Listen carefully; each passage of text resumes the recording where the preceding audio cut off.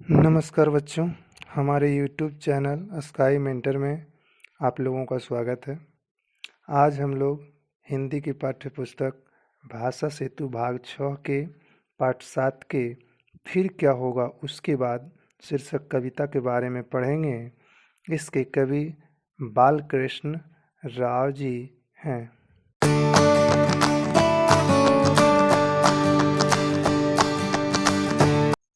तो आइए सबसे पहले कवि बालकृष्ण राव जी के बारे में पढ़ने जा रहे हैं। प्रसिद्ध लिबरल पत्रकार और नेता सर सीवाई चिंतामणि के पुत्र बालकृष्ण राव का जन्म 1913 ईस्वी में प्रयाग में हुआ।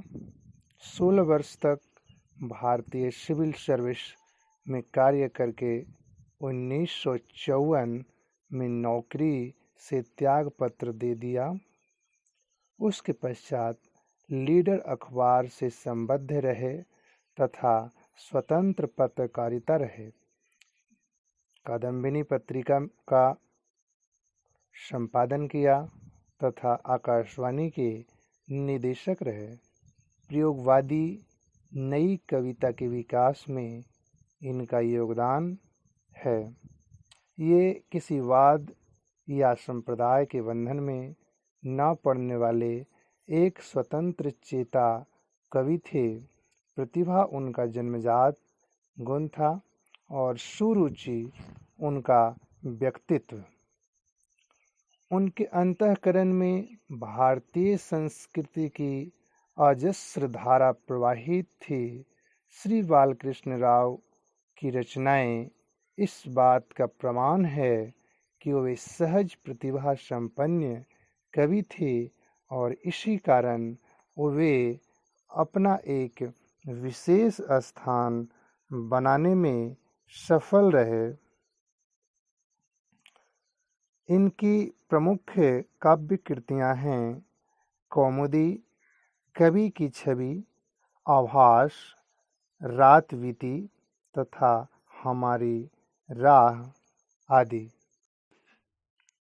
अब हम लोग कविता की पंक्तियों को पढ़ने जा रहे हैं, तो ध्यान देंगे। फिर क्या होगा उसके बाद, उत्सुक होकर शिशु ने पूछा, माँ क्या होगा उसके बाद।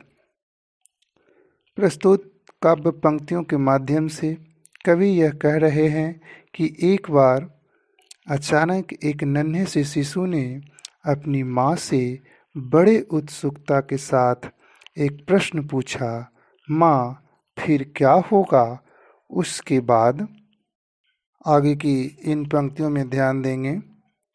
रवि से उज्ज्वल, शशि से सुंदर, नौ किसलैदल से कोमलतर, वधू तुम्हारी घर आएगी उस विवाह उत्सव के बाद।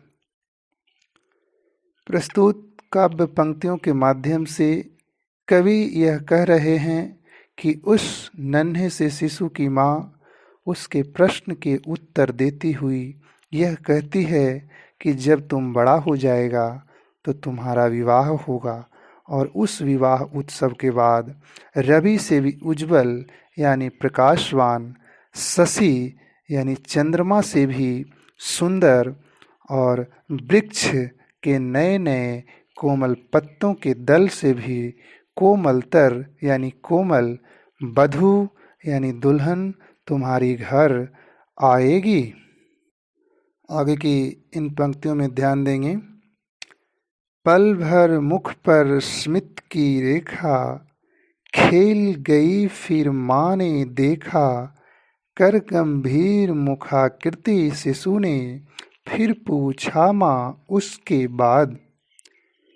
प्रस्तुत काव्य पंक्तियों के माध्यम से कवि यह कह रहे हैं कि उस बच्चे को अपनी माँ की यह बात सुनकर खुशी हुई कि तुम्हारे विवाह उत्सव के बाद वधू यानी दुल्हन आएगी। इसलिए उसके चेहरे पर कुछ पल भर के लिए मुस्कान भी आ गई, किंतु फिर अपने मुख को गंभीर आकृति के जैसा बनाकर अपनी माँ से फिर से वही प्रश्न पूछता है, माँ उसके बाद क्या होगा? आगे की इन पंक्तियों में ध्यान देंगे। फिर नभ के नक्षत्र मनोहर स्वर्गलोक से उतर उतर कर तेरे शिशु बनने को मेरे घर आएंगे उसके बाद।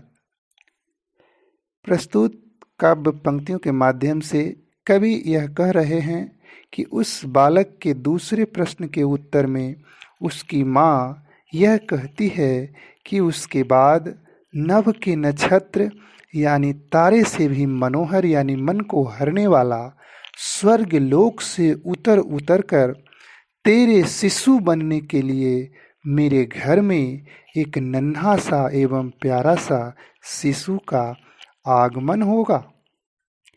आगे की इन पंक्तियों में ध्यान देंगे। मेरे नए खिलौने लेकर चले न जाएं वे अपने घर, चिंतित हो कह उठा किंतु फिर पूछा शिशु ने उसके बाद।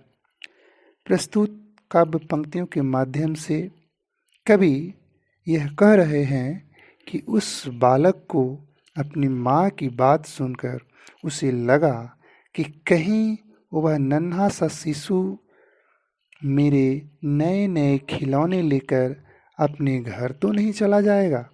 इसलिए वह उस समय कुछ देर के लिए चिंतित हो गया। फिर उसके बाद अपनी माँ से पूछा, माँ उसके बाद क्या होगा? आगे की इन पंक्तियों में ध्यान देंगे। अब माँ का जी ऊब चुका था, हर्ष श्रांति में डूब चुका था, बोली फिर मैं बूढ़ी होकर मर जाऊंगी उसके बाद।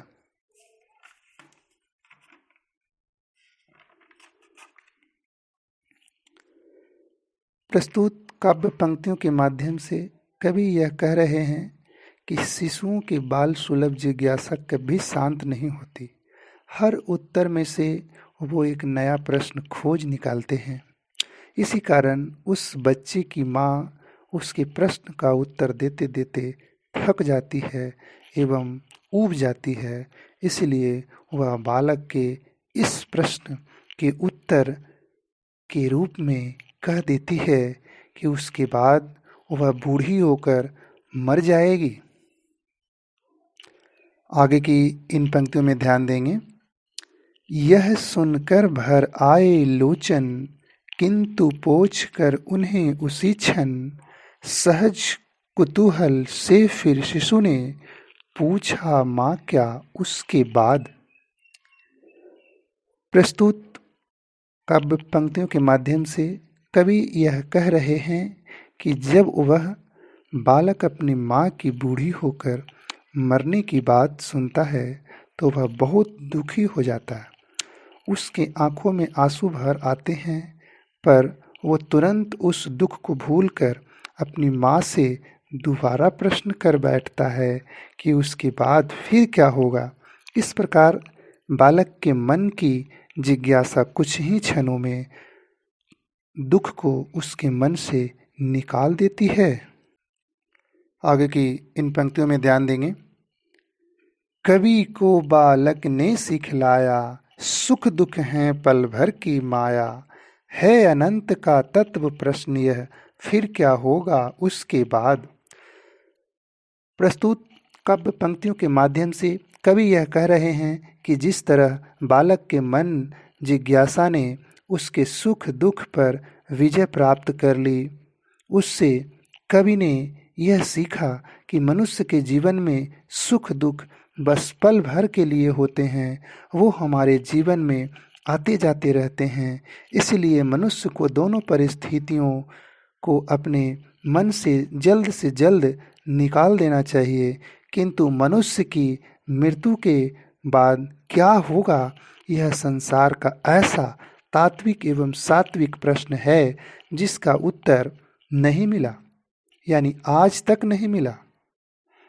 धन्यवाद। अगर इस कविता को समझने में आप लोगों को कोई परेशानी हुई होगी तो हमें कमेंट बॉक्स में नीचे लिखकर बताएंगे। हम उस परेशानी को दूर करने की कोशिश करेंगे। धन्यवाद।